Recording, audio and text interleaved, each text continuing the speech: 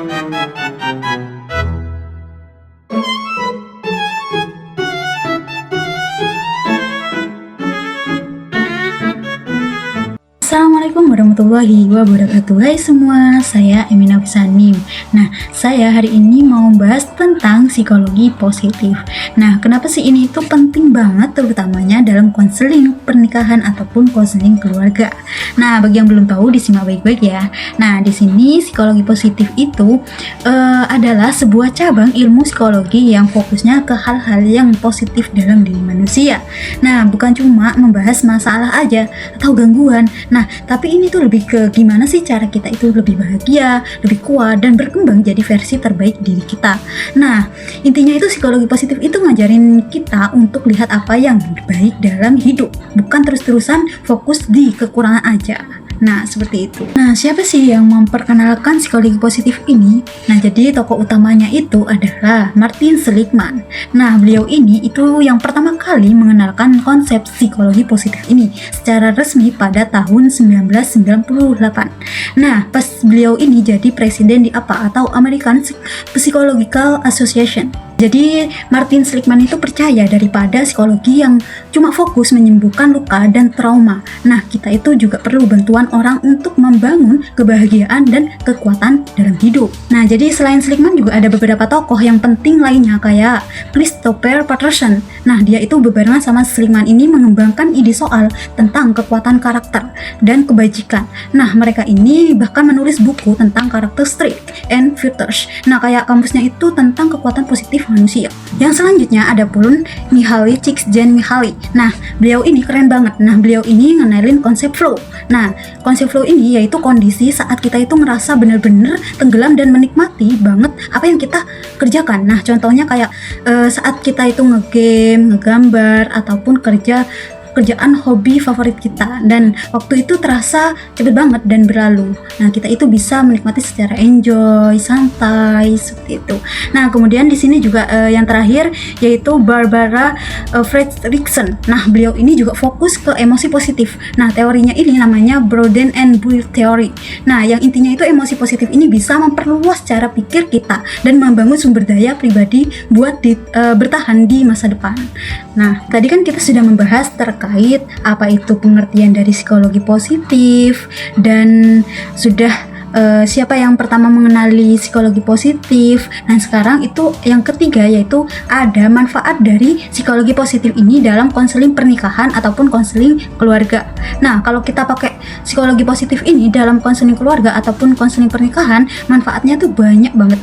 Nah, misalnya yang pertama itu contohnya bikin hubungan itu lebih sehat karena pasangan itu diajak fokus ke dalam kekuatan masing-masing, bukan cuma ribut soal masalah aja. Nah, kemudian juga membantu pasangan lebih kuat menghadapi stres ataupun konflik. Nah, kemudian juga meningkatkan komunikasi yang lebih apresiatif. Nah, ini itu lebih menghargai satu sama lain. Nah, kemudian juga ada bikin pasangan menemukan lagi makna dan tujuan dalam hubungan mereka sendiri. Nah, kemudian ini itu pastinya nambah rasa bahagia di dalam pernikahan mereka. Nah, setelah manfaat, di sini juga ada beberapa gambaran penerapan psikologi positif ini di dalam konseling pernikahan ataupun konseling keluarga. Nah, jadi gambarannya itu seperti apa? Nah, contohnya bayangkan sebuah pasangan yang datang ke konseling karena sering bertengkar dan merasa tidak dihargai, alih-alih hanya membahas masalah dan kesalahan masing-masing. Nah, konselor yang mau berorientasi pada psikologi positif ini akan yang pertama itu menggali kekuatan hubungan. Nah, ini itu menanyakan tentang awal mula hubungan mereka atau momen-momen bahagia yang pernah mereka alami dan kualitas-kualitas positif yang mereka lihat pada diri pasangannya. Nah, yang kemudian kedua itu mendorong ekspresi apresiasi. Nah, contohnya itu melatih mereka itu untuk saling menyampaikan hal-hal yang mereka hargai dari pasangan mereka. Nah, setiap harinya, misalnya saya sangat menghargai kamu sudah membantu membereskan dapur tadi malam. Nah, kemudian yang ketiga, ada fokus pada interaksi positif. Nah, ini itu meminta mereka untuk lebih memperhatikan dan mengingat momen-momen positif kecil dalam interaksi mereka. Nah, seperti senyuman atau sentuhan lembut ataupun percakapan yang menyenangkan. Nah, kemudian yang keempat ada mengidentifikasi kekuatan karakter. Nah, gimana sih ini? Ini itu untuk membantu mereka atau masing-masing individu mengidentifikasi kekuatan karakter unik mereka dan bagaimana sih kekuatan tersebut itu dapat digunakan untuk memperkuat hubungan mereka. Nah, misalnya jika salah satu pasangan itu memiliki kekuatan humor, nah mereka itu bisa diajak untuk menggunakan humor untuk meredakan ketenangan. Nah, kemudian yang kelima itu ada membangun ritual positif, yaitu mendorong mereka untuk menciptakan ritual-ritual kecil yang menyenangkan dan bermakna bersama, seperti kencan malam mingguan ataupun berbagi cerita di akhir hari. Nah, kemudian yang keenam itu ada membantu merumuskan tujuan positif. Nah, ini itu alih-alih hanya fokus pada menghilangkan masalah. Nah, konselor itu membantu mereka menetapkan tujuan yang positif untuk hubungan mereka sendiri. Nah, seperti contohnya kayak kita ingin lebih banyak menghabiskan waktu berkualitas bersama ataupun kita ingin meningkatkan komunikasi yang penuh kasih sayang.